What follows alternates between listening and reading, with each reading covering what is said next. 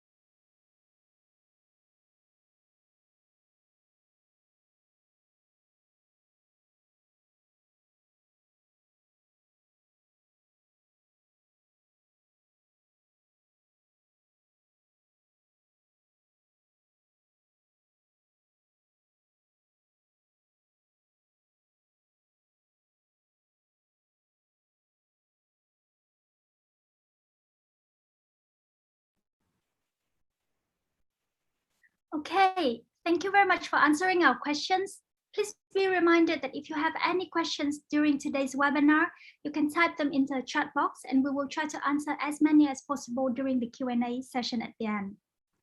Without further ado, let me introduce to you all our main speaker for today, Professor Mike Dixon, our case writer. Professor Dixon has held multiple faculty positions at universities like Ivy School of Business in Canada and Utah State University. He has received multiple research and teaching awards, and several of his cases have won the Best Teaching Case Study Awards in competitions organized by the prestigious Decision Sciences Institute. It is Vin's honor to have him as our case writer, and I do hope that you all have enjoying the beautiful case he has written for our 2021 competition. And before I hand over to Professor Dixon, may I ask all the participants to use the reaction function at the bottom of your screen and send likes and hearts as a thank you for Professor Dixon. You can also comment the objectives or the challenges that you like the most from the case, or just send some of the words of encouragement to Professor Dixon in the chat box. We're very excited to see how you're getting on with the case. And now, Professor Dixon, I shall hand over the stage back to you. Thanks, Lan. Let me share my screen and then get started.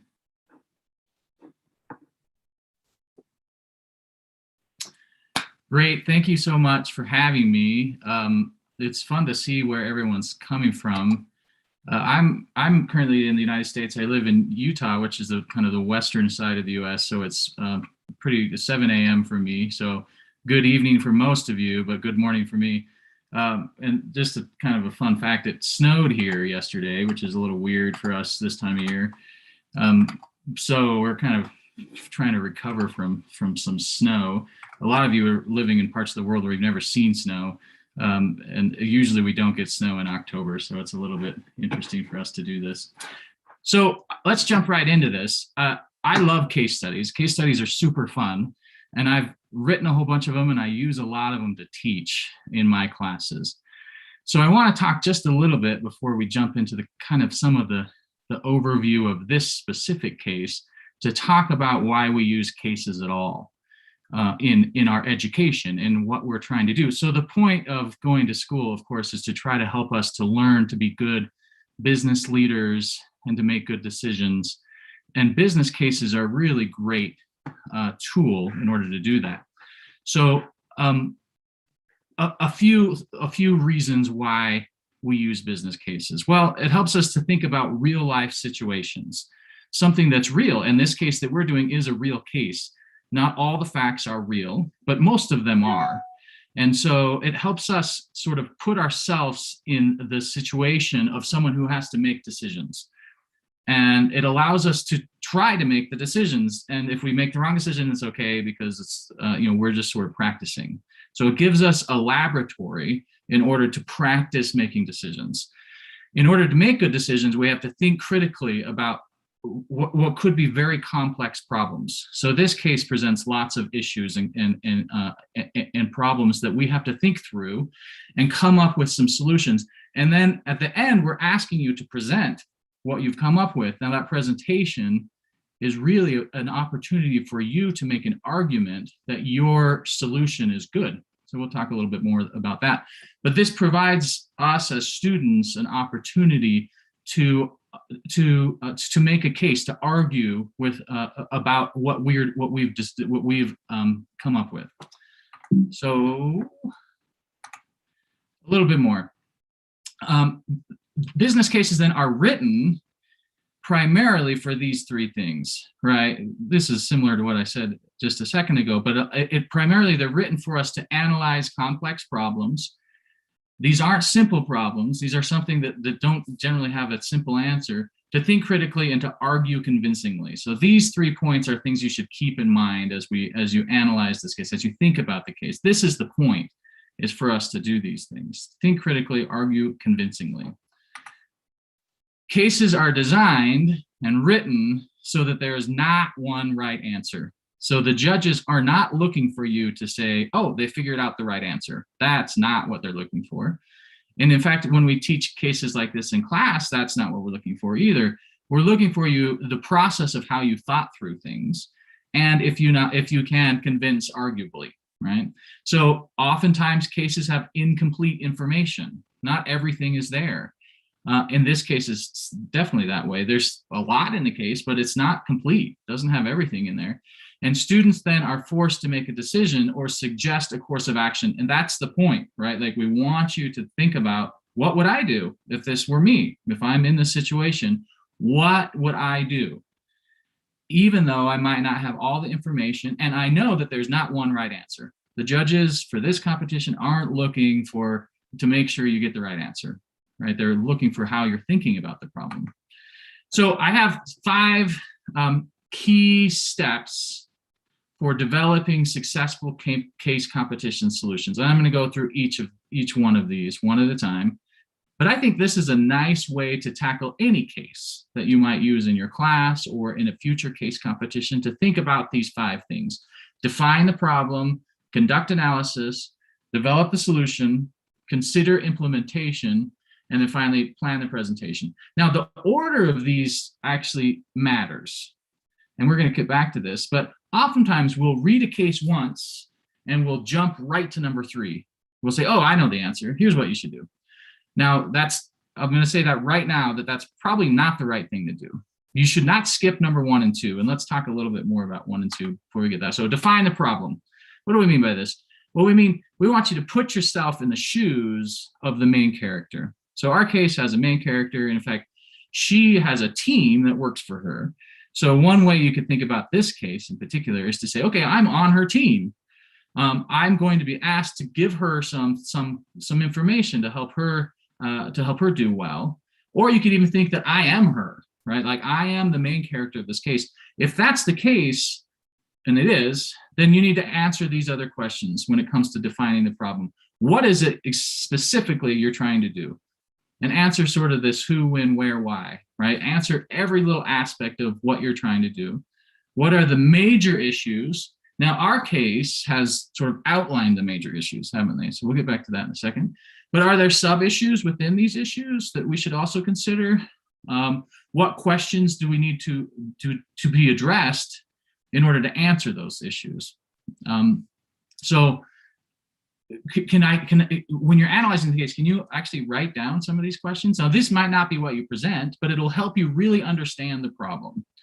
What decisions need to be made, and what are you being asked to do? specifically in the case competition, we'll get to that too by the end of this presentation. What is it that you're supposed to do? If you don't have that clear in your head from the beginning, you might go down the wrong path. So that's why this is number one. It's very important then, and for the beginning of any type of case competition, to really understand the problem. So if I were you, I would sit down with your team and make sure everybody's on the same page about what the problem is in terms of these sorts of questions. Define the problem, number one. Next one, after we really know what the problem is, conduct the analysis. So my little thing here says, what information do you need in order to make a good recommendation? So sometimes students read these cases and say, oh, this is easy, here's the answer. Now, in actual complex cases like this one, it's likely you don't know enough to make a recommendation after the very first time you read a case. Because it's an industry you probably don't know that well, and maybe it's in sort of a new area of the world that you don't know that well, in which case you need to figure that stuff out. And information is not complete in the case, we already said that. So you need to kind of take the steps to figure out what you don't know. So here's some questions that I have to help you think about conducting analysis. What are the most relevant facts of the case? When you read through the case, there's lots of information. Some of it's more relevant than others. Can you go through and say, here's the most important parts? That's a good way to do some analysis. What aspects of the case make your decision challenging? What is it about the case that makes it hard? Can you define that? What contextual knowledge do you need to know to make a good decision? Is there anything contextually outside of the case that you don't already understand that, if you understood better, would help you make a good decision? So in our case, you could think about the electric vehicle market. Could you understand the electric vehicle market better in order to make a better decision? Probably. I suspect that most of us don't fully understand that market that well. What do you know and how do you know it? Can you actually say, here's what I know from the case or from other places, and here's sort of the sources that I came up with? What do you not know? And can you learn more about this if you're not told directly? What sources can I go to learn more about things that I don't already know? What assumptions should you make? So assumptions, again, cases are not complete. An assumption means that there's something that isn't explicitly told, but if I have it, if I sort of make some kind of assumption, it will help me make a decision. And oftentimes in cases, we have to make assumptions. But it's important for us to use some sort of information to guide those assumptions. So we can't just sort of pull assumptions out of thin air and say, oh, here's my assumption, because you told me to make assumptions, so I just made one up. Better would be to say, I made an assumption based off of my analysis, and these facts or these different places where I found information helped me make this assumption. And it seems like a reasonable assumption that people who understand this case and understand this market or understand the context of this case would say, yeah, that's a pretty safe assumption. So making assumptions are an important part of cases, but we have to be careful when we make assumptions, that we're not just, again, pulling it out of thin air or just making up things, but instead we make assumptions based off of information, based off of analysis. So if you come to a point and say, well, my solution is based off of an assumption, then you need to say that assumption is based off of some information. Okay.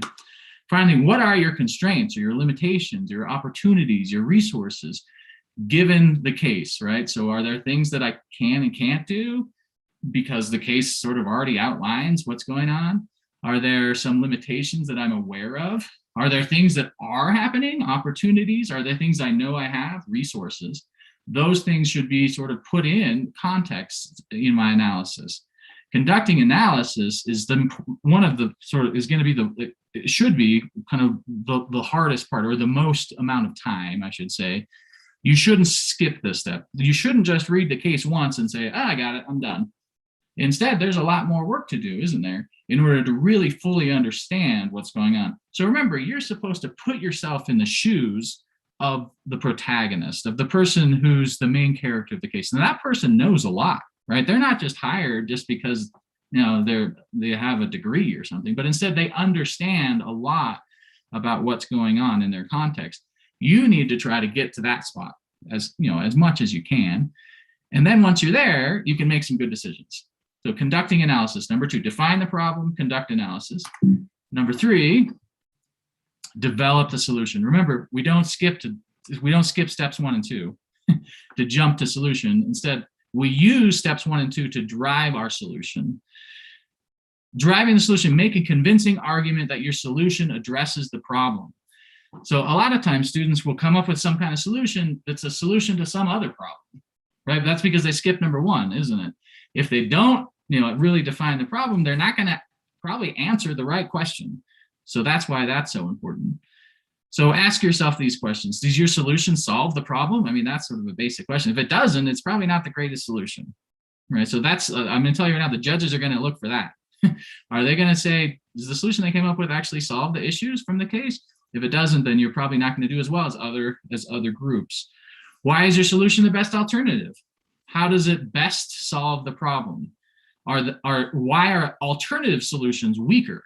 Right? Why did you choose that one over something else? And I'm not saying you should present all of this, but it helps you think about the solution, right? We haven't got to presentation yet. We're just sort of thinking about what we should be doing. What are the limitations of your solution? In what ways might it not work? And how can you address those limitations?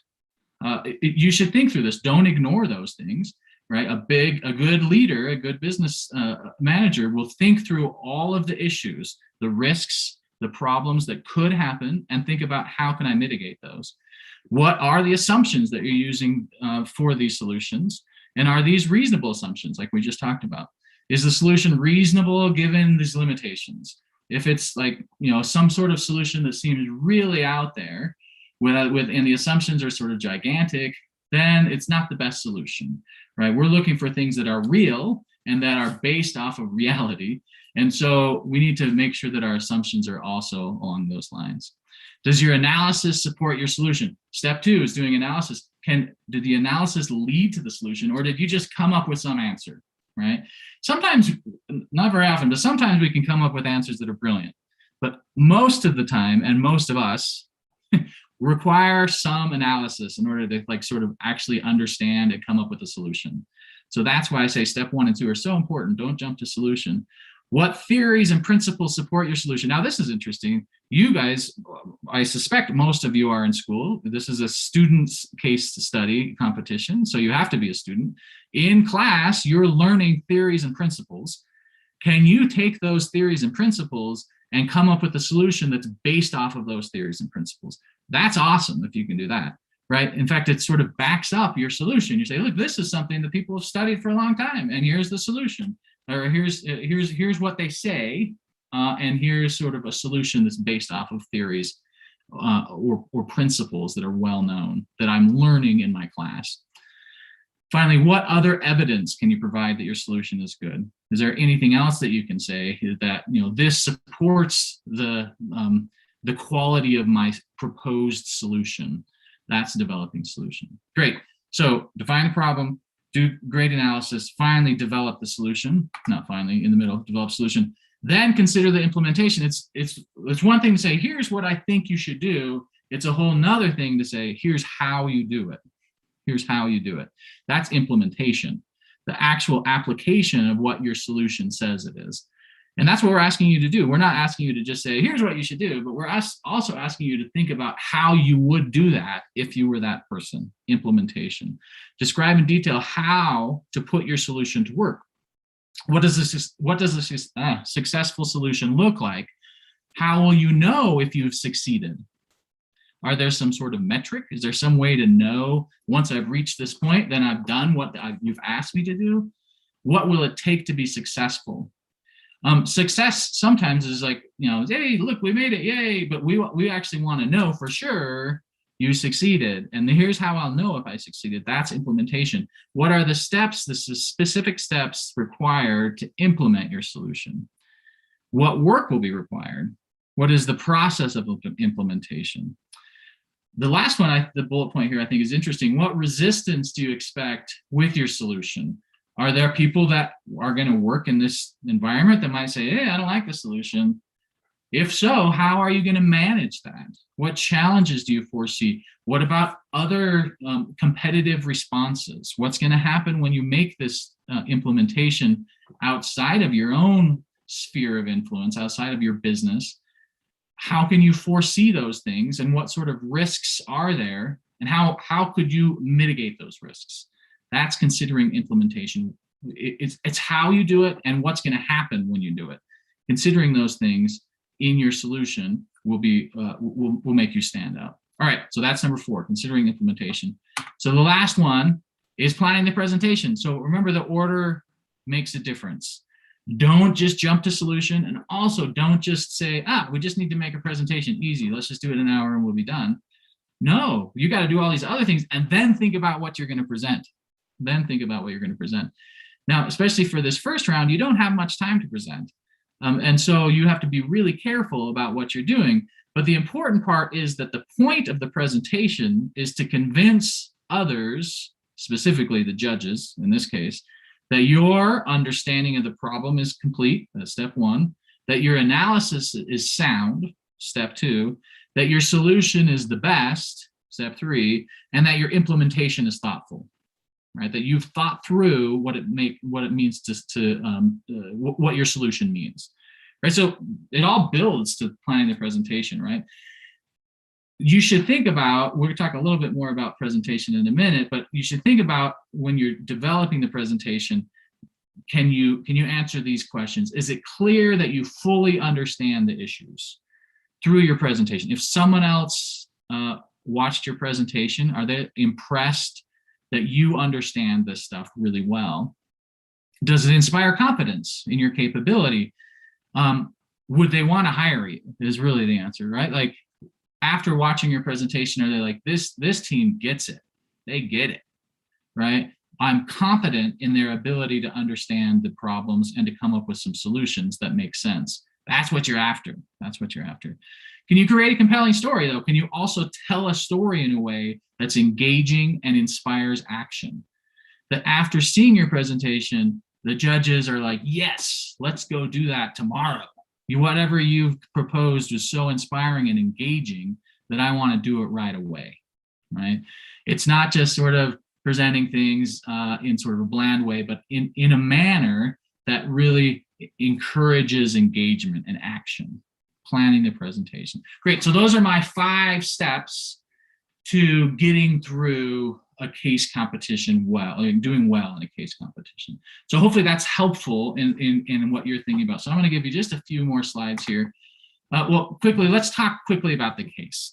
So hopefully by now you've read the case and you have it, but a quick overview of the case, right? So the case presents a problem for a main character that she is expected to come up with a go-to-market strategy for VinFast. VinFast is a real company in Vietnam. You've probably already Googled them. This is a real thing. And it really is the case that they're coming to the United States and trying to launch electric vehicles here in the United States. Now, the United States market is a very busy, full market when it comes to automobiles. Lots of established brands. And so this is a challenge to do this. Your then sort of issue is to come up with a strategy to do this. In the case, the protagonist sort of comes up with 6 different issues that she wants, that's in the top of her mind. And I'm not going to go over them right now, but there are 6 sort of big things. There are probably, almost certainly, others, right? And you shouldn't ignore those others, but there's 6 there that she, is kind of presenting to her team, saying, here's what I sort of have the top of my mind. And you're asked to come up with a strategy to decide 2 things at the very beginning. Actually, here we go. For round 1, describe your strategy for addressing what you consider the top 2 most urgent critical objectives and issues for VinFast and their go-to-market strategy. So there's sort of 2 things in this question. Let's talk about what is your task. First, decide what you think are the top 2 most urgent critical objectives. And then the first part of the sentence is describe your strategy for addressing those things. So it's not enough to just say, here's the top 2, okay, we're done. you need to also come up with the strategy to come up with the sort of, to address those things. So there's two things, hopefully you've seen that, two things here, but there's some analysis when it comes to figuring out what your top two are, right? And the judges are going to want to know why you decided those two. The good teams are going to be able to describe, these are the top two problems and here's why. And it's based off of your analysis. And then you're going to say, and here's our solutions to address those two. All right, so that's round one, and that has to be done, fairly quickly. You have a 5-minute video presentation and 10 slides, right? So that's pretty fast. You don't have a lot of time to do that. And the point of this is to get you to be able to do it in a very concise way so that you are able to explain quickly what you think they should do and why, right? So in a second, I'll give you some do's and don'ts, but one don't, I tell you, is don't just reiterate the case. You don't have enough time to just say, oh, here's what the case says. The judges will have read the case. Some of them will work for VinFast. They know a lot more than you do. So instead, go right to think about, like, how can you answer this question? So now round 2 and 3, you have more time, right? Develop a strategy to address all of these 6 things, all of these 6 issues that come up in the case. Now, are there other issues in the case? Are there sub-issues? Yes, of course there are. But for round 1, you still need to choose 2 of the 6. So don't come up with like sort of 2 sub-issues and just 1, but you need to come up with 2 out of those 6 to say, here's the ones that we want to, that we decided are the most critical. Here's why they're the most critical, and here's what we're gonna do about it, okay? Great, so quick reminder, the first round is due on October 17th. You have the PowerPoint slide deck, not exceeding 10 slides, and a video presentation not exceeding 5 minutes. That's due October 17th. If you make it through the first round, and the second round is due the end of October. And here you have 20 single-spaced pages, which includes all of the appendices that you might use, right? And so this is time for you to really flush out the full strategy. And then finally, if you make the final round, top 10 teams will then present 20 minutes in front of the panel of judges, really present what they did in the second round, right? So you don't have to kind of create the presentation of the second round unless you make it to the final round. Now, I would give you a little advice. You get to the second round and start thinking about the presentation. You should write it in a way as if you were presenting, right? So second round is a lot about writing, isn't it? Can you write well and be able to describe in writing what you're doing? First round and the final round, you're going to do some actual presentations. Great. So what else is there to help you with your analysis? So I just want to point out a few things if you don't already know it. The case itself has some great information in it. You should really digest it, read it more than once. It's not long, so you should be able to do that. But hopefully you've noticed that there is an online appendix, right? At the end of the case, our main character says, oh, the team has been collecting lots of information for us to make these decisions, and they're shared online. Well, remember, you're on the team, so here's the information. So how do you find this? Go to the VinFast Global Case Competition website, click on sort of resources, and then there's this little thing called case appendices. That's one way. The other way, in the case itself has a link right to this page. So this is a big page. This is just a screenshot, so I can't really show you the whole page of this. It has lots and lots and lots of different links that are grouped into different categories. Do your best to digest everything that's in there. The more you understand this stuff, the better decision you're going to make, right? So the online appendix is a great resource. Finally, you can do your own research. You guys are all just, I'm sure, incredible at sort of searching on the internet. Find things that will help you make good assumptions and good decisions that are, publicly available. That's fair game for this case, right? So we expect you to kind of be able to do your own analysis as well. Great. What else is there? So under sort of the VinFast case competition website, under resources, there's case coaching and webinars. Case coaching, there's 3 right now. There's 3 things here. One of them, this how to build a successful case. You'll see it and be like, hey, that looks a lot like what Professor Dixon talked about. That's because I took a lot from off of that. There's just some PowerPoint slides there from some professors from Cornell. you should go take a look at those. It will help you think more about building a successful case. Strategies for a great presentation, another really good thing here. And then finally, how to prepare for a case competition, a little video from a professor from Cornell as well. So this is, you ought to take a look at what's there. And then finally, these webinars. This is the second of 3 webinars, I believe. If you haven't seen the first webinar, it's recorded. You can go out to the webinar and watch it. I would encourage you to do that. So all these things are going to be recorded. These are things that you should be taking a look at. Finally, what will the judges be looking for? This is a question that, that we were getting. How are we going to be judged on this? So here's what I would say. Here's a hint. Take a closer look at the rules, terms, and conditions form. So again, here's our website. Click on competition, rules, T's and C's. Nobody reads these. I mean, it's just like legal, blah, blah, blah. You should read it. Let me give you a hint. About maybe 2/3 through, there's a paragraph. Here's what it looks like. Submissions will be evaluated according to VGCC's established criteria, including but not limited to the following: quality, style, and content of submission, adherence to the submission requirements, quality of the problem analysis. Oh, nice. Quality of the problem analysis. Sounds like what we're talking about. Like, did they actually do a good job understanding what the problem is? Quality of the solution proposed, including an analysis of implementability and measures of outcome. So is the solution good? Have they thought about implementation? And how do they know when they reach success? Measures of outcome. Quality of the business concept, market and industry analysis, and risk analysis used to justify the recommendations. Remember, don't jump to solutions, but use your analysis to drive the solutions. This is saying, did you do good analysis? Can we show that you did good analysis? Or can you show that you did good analysis? Can you convince us that you are a content expert and that we should believe you? All right, well, that's in the T's and C's. So my guess is that's probably what the judges are going to be looking for, which aligns closely to what I said earlier today, doesn't it? Great. Finally, this is my last slide, some do's and don'ts when thinking about doing case competitions. So first, do spend time analyzing the case, the appendix, and some other information. Don't skip that step. The best teams are going to be the ones that are experts in these things.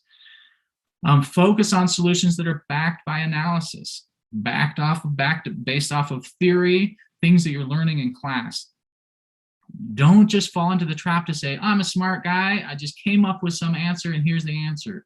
No, the answer should be backed by your analysis, backed by what you're learning in class, theory and principles. Remember, put yourselves in the shoes of the main character of the case. Think about what that person would do and how you can really address the problem. Finally, make sure that your solution addresses the problems of the case. If it doesn't, if it does something else, it's not going to be among the best cases. Finally, don'ts, don't assume you understand everything just with one reading the case. I've said this a few times, read it a few times. Don't jump immediately to a solution before defining the problem and doing proper analysis. Don't just restate the issues of the case, right? So when it comes to the presentation, we don't want you to just review the case for us. We want action. We want you to make a decision and decide and tell us what the decision is. Don't reiterate the case in your presentation. Great. Do's and don'ts. That's all I have for you. We do have some questions, so I'm going to turn the time back over to Lynn and then I think we're going to answer some questions.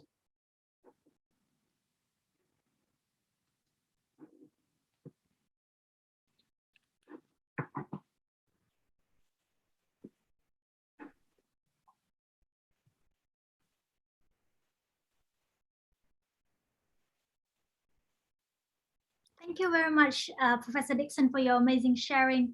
I'm sure that our participants have gained very valuable advice and will apply those to their case solving process.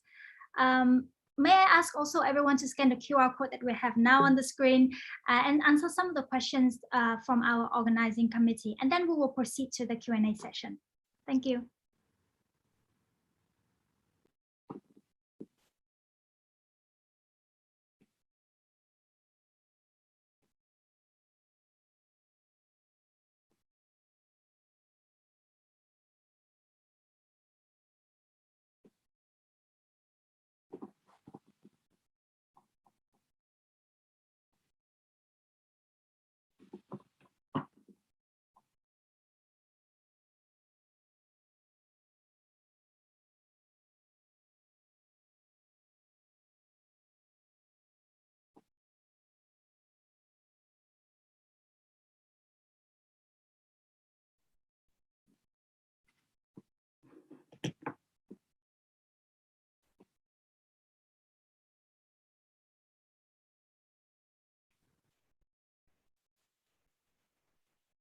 All right, thank you very much for taking your time to answer the questions.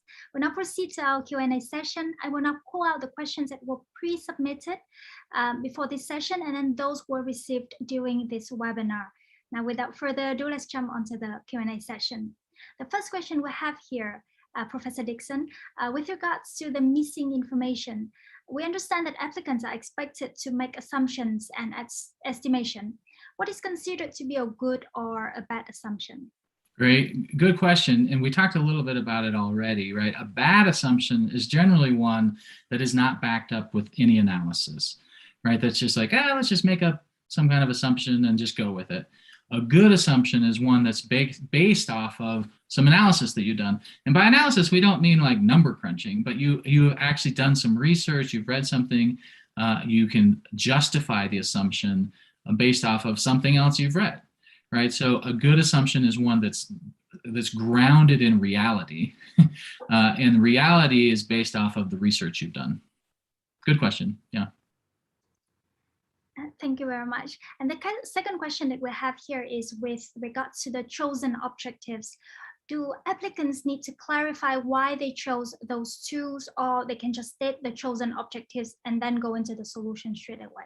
Great. Yeah. Yes, I would recommend that you describe why those two, why you think those two are the most critical, right? So if you skip that step, it shows that you don't fully understand things, right? So if you want to convince the judges that you are experts in this, then you are going to want to justify why those two that you chose are the two most critical objectives. So I would recommend that you definitely spend some time. Again, especially this first time, you don't have a lot of time, but you need to spend some time saying, here's why we think those are the most critical. And generally, what that would look like then is to say, based off of the analysis we did, here's our analysis. It led us to realize that these two are the most important things. And then that led us to our solution.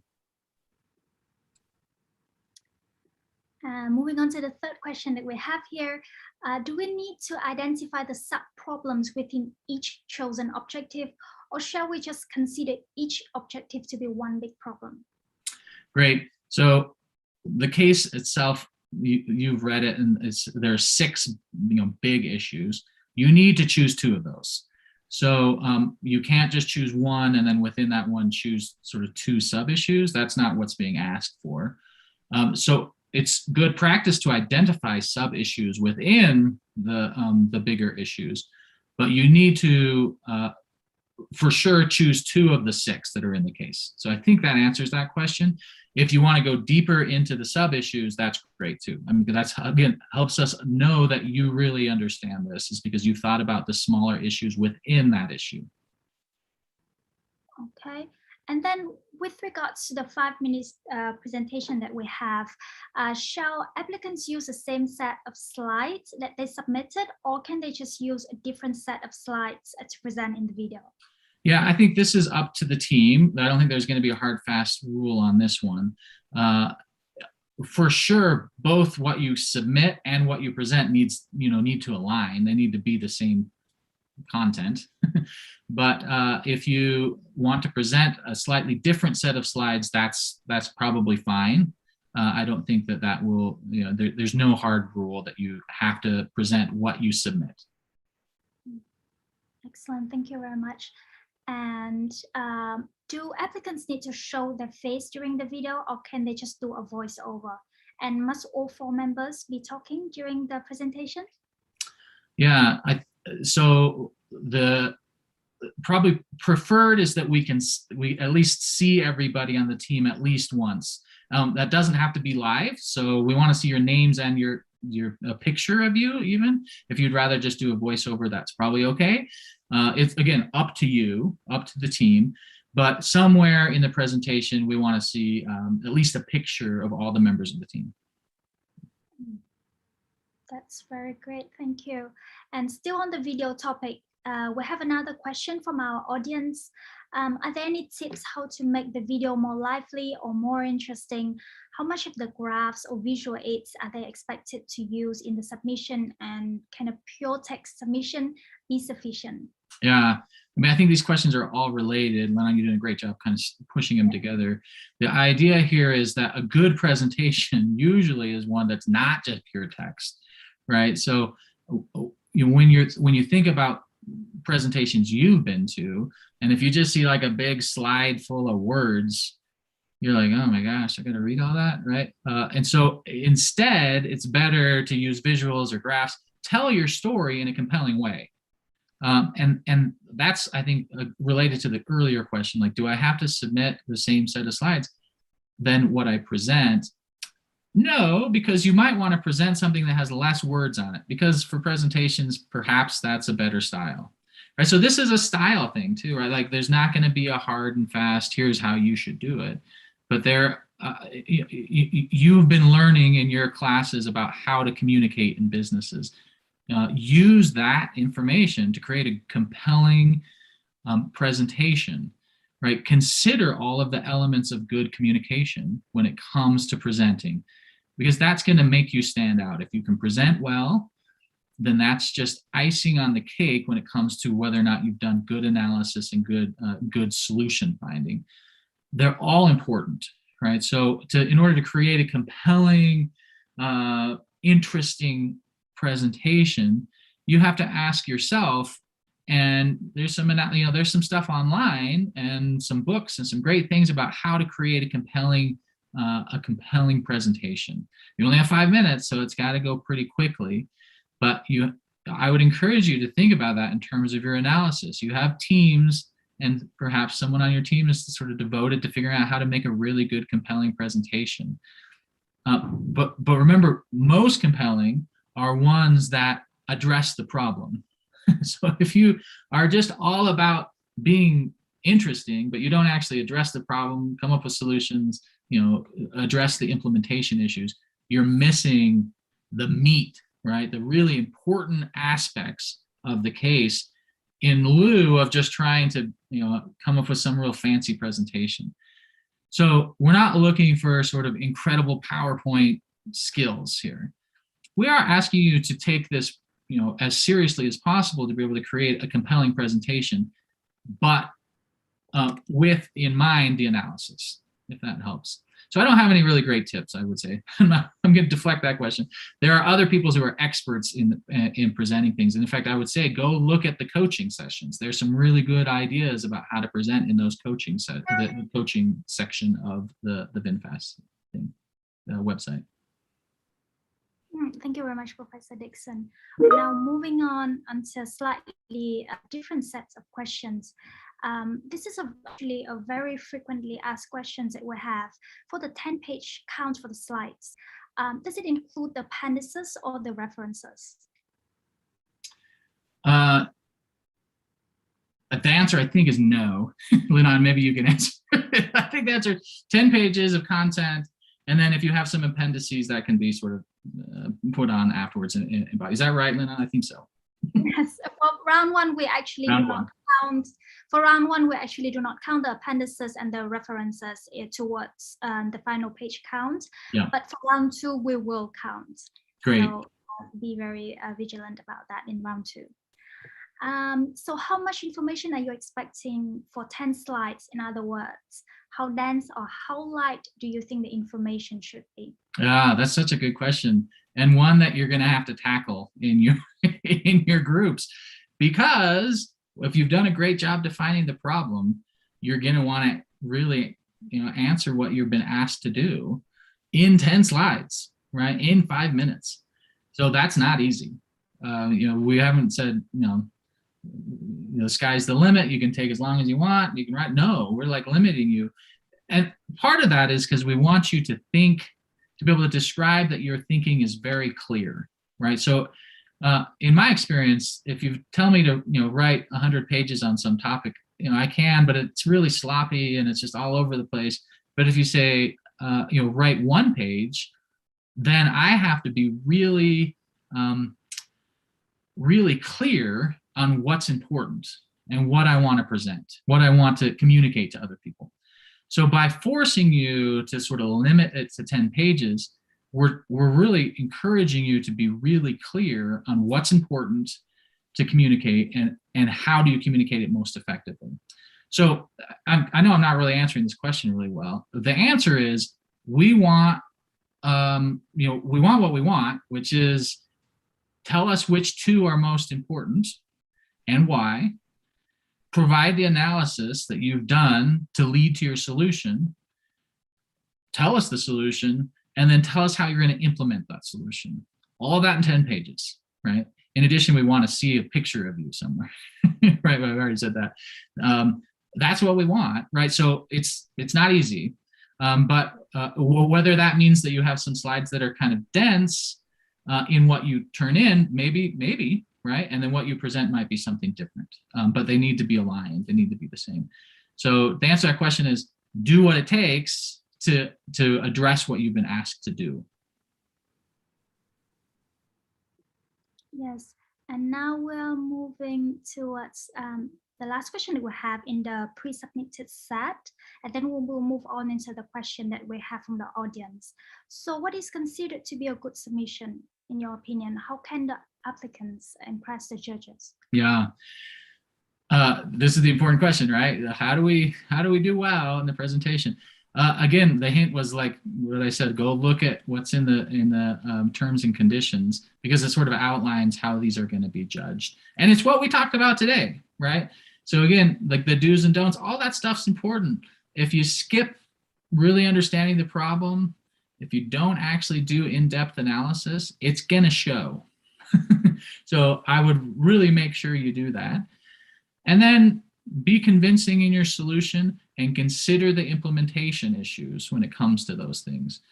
That's what's going to impress the judges, right? So the judges are looking for thorough analysis, a full understanding of the problem, creative solutions that are led from the analysis, read from theory, from practice, things you're learning in class. But they want you to sort of really think about these things. This is a hard case. So bringing a new car to the US market is not easy, right? So we really want you to think about how can this be done? This is a real world case. So some of these judges are the ones that are actually doing this. So they're looking for you to say, here's some things that you should think about doing. So that's what's going to impress the judges, right? Is that you've done the homework, right? You've done what it takes to come up with some good solutions. And your solutions they're based in reality. They're some good assumptions, and they seem like they're going to work. You can convince someone else that they're going to work based off of what you've been studying. Good question. This is going to be exciting competition. I'm really excited to see what you guys come up with. Yes, I think we are all getting very excited for the competition, and we're excited to see the submission. I actually see there are a lot of the questions in the chat box. May I ask the tech team to help and unmute Amita, another organizing committee, for her to help out to read some of the questions while I help address and write the answers to some of the questions in the chat box. Great. Tech team, Thanks, Linan. Yes. Thanks, Mike, for that very comprehensive and very helpful presentation, and really touches upon a bunch of the questions that you saw had been pre-submitted, and also a lot of the questions that are showing up in the chat. So what I'm going to do is not read the questions that have already been answered. And the other thing that I'm not going to do is read any questions that ask about information about WinFast, because we have already said that all of the information that we want to share about WinFast is in the case appendices, and students are free to research from their own sources, whatever they are not able to find in the appendices. Is that right, Mike? That's correct, yeah. So okay. I don't have any more insider information to tell you about it. Yes, and we don't either. And so whatever it is that's out there is out there, and there is no more information to be provided about the case. So But let me ask, a couple of questions. One is, we've outlined 6 categories, Mike, and students are asking, to what extent do we have to stick to those 6, or can they make up their own, or combine 2 or 3 into 1, or what would you advise? Yeah. So again, make sure it's clear in your head what's being asked for, right? So for the first round, what's being asked for is to identify 2 of the 6 and describe why you think those are the 2 most important. Now, your solution could address both of those. You don't have to come up with 2 different solutions, maybe. I mean, right? So that combining them, that makes sense in some degree, but the question that's being asked for you is to figure out which 2 of those 6 for round 1. So coming up with your own issues that you think are important probably isn't answering the question for round 1, right? So again, get in your head what it is you're being asked for. Now for round 2 and round 3, I think you're more free to think about and to describe, here's some things that maybe, that you should really think about. However, in that one, you're being asked to address all 6 of those things, right? All 6 of them. So I think that's my answer is, for sure, choose 2, don't kind of come up with your own, but we want you to be thinking about other issues. Like, that's fair game. And they probably fit in as sub-issues among one of the other 6, right? So if you think about it, you say, oh, actually, that's actually sort of fits in here as a sub-issue. Right. Then there's a question about reference style, and we've already mentioned in the terms and conditions that it has to be APA citation. So please follow that particular style. No, you may not just include a footnote. You must provide the full citation using the APA guide. Okay, so the question is, if the video is over 5 minutes, is it illegal? Will they be disqualified, or what will be the consequences if the video is over? 30 seconds, 10 seconds, 1 minute, 2 minutes. Yeah, no, 5 minutes is what you're asked for. Don't go over it. Yep. Okay. Yep. Should all 4 members go ahead, Mike? I was gonna say, this is a recording. This isn't a live thing. So if you're at 5 minutes and 10 seconds, just do it again.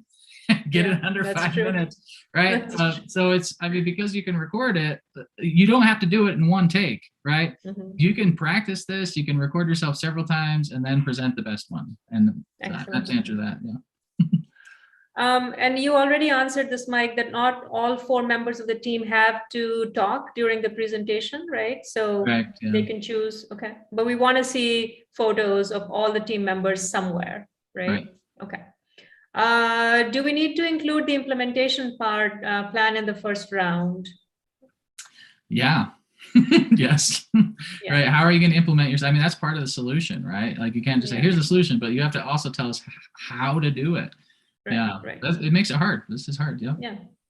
Okay, so then there's a question, what is the difference between winning team and others? And I think you really explained that well, so I'm going to skip that question. Customer segmentation, I'll skip that. Separate slide for appendices, and I believe Linan mentioned that in this first round we're making an allowance, although in the rules it says only the title slide is excluded, but here I think we're saying that even the appendices will be, meaning references. Right, so please do not have 10 pages of presentation and 5 pages of appendices. The appendices are only the references, so you could have a reference slide, but a lot of that stuff will count against. Okay, so what competitive advantage? I'm not going to answer that. 2 of the 6 prompts, so we already answered that. Branding guidelines. I cannot find branding guidelines in the online appendix. Where can I find those guidelines? And I think our answer is, if they're not there, they're not there. You can look for them. Or Linan, are they somewhere? Yes, hello. We do have a document. I think it's the 4th document in the line. It's called mobility update, and that document has all the branding information that students would need. So it's called mobility update? Yes. Mobility update. So I will put that in the chat. So that is the branding guidelines, yeah? On the website. Okay. Okay, cool. And then, okay, what type of story should we tell via just numbers? That's a good question. So when we say tell a story, what do we mean by that? when I think of that, I just think of how, most stories have sort of a beginning, a middle, and an end, right? That sort of evolves into something. That's what we mean by this. Like, think about how you can unwrap your solution in a way that is compelling. So it could include, some numerical analysis to say, here's how we got to that. That's a good methodology. But it could also say, here's our thinking. Here's how we came to this solution. All right, and here's the analysis that we did. That's what we mean by telling a story. Walk us through how you got to what you did. So there is some confusion about references, and I just wanted to clarify that whatever sources you're using in your presentation, you must cite them. So I don't believe Mike said that we don't need references. So if you're citing a source, we do want to see what that source is. So please do make sure that you provide your sources. Then one other thing is, how detailed should the solution be? In 10 slides? We've already talked about that. Good question. I mean, it's got to answer the question, right? So I know sometimes this is frustrating. Like, how can I possibly answer this? Right. This is real world, right? So in the real world, you're going to be asked to present something very quickly to an executive and persuade that person in 5 to 10 minutes in 10 slides. Right. And so, and you think, 10 slides is easy, but it's not, right? Like, you're going to take a lot of time. Like I said earlier, making something concise is actually harder than making something big and verbose, right? And so that's what we're asking you to do. Okay. Is there another question that perhaps we didn't get to? Can we substitute an existing team member with another one before the 15th? Linan, what do you think? Yes, before the 15th, they can change the members, but after the 15th, they cannot change the members. This is just because we want to ensure that all team members will present in the presentation, in the video. And if they change after that date, the quality of the submission may not be as expected. Okay. Well, I think we're at 9 o'clock. So I don't know about you, Mike, but I'm getting super excited about this case. Yeah, I can't wait to hear what the teams are come up with. So yeah, we're looking forward to that. Linan, do you want to add any final points? I think those are all the questions. And if there's something we didn't answer, then we'll put it in the FAQ. So be on the lookout for that on the website. We will, yes, we still have a lot of questions in the chat box that I have to address. We will try to address those in the comment section under the webinar video on our website. If not, we'll address them in the FAQs as Amita suggested. And I think, yes, 9 o'clock is the end of our webinar. I hope that this session was useful for all applicants. If you have further questions, as mentioned, you can always send us at support.vinuni@vinuni.edu.vn. And be reminded again that our deadline is 12 p.m. noon on October 17th, Vietnam time. Please allow yourself plenty of time ahead to submit, because technical errors and laggings may happen during the submission time. And before we leave for today's session, may I ask everyone to stay for 1 minute? We'll take a group photo. As usual, please just turn on your camera. And then our technical expert, Mr. Khánh, will take a few shots. So please smile and stay still for a few seconds. Khánh, we're waiting on your count. Yes, okay. Thank you, Linh Anh. Okay, hi everyone. Can you please turn on the camera and smile? All right, I will take some screenshot. Okay, smile, keep smiling. 3, 2, 1. All right, we have a lot of people, so I will take several times. First one. All right, turn on the camera and smile. 3, 2, 1. All right, thank you. Thank you so much. Thank you very much, Khánh, for that. And on that note, we shall say goodbye for today. We wish you lots of luck, and we're looking forward to your submission on this Sunday. Bye-bye and good night.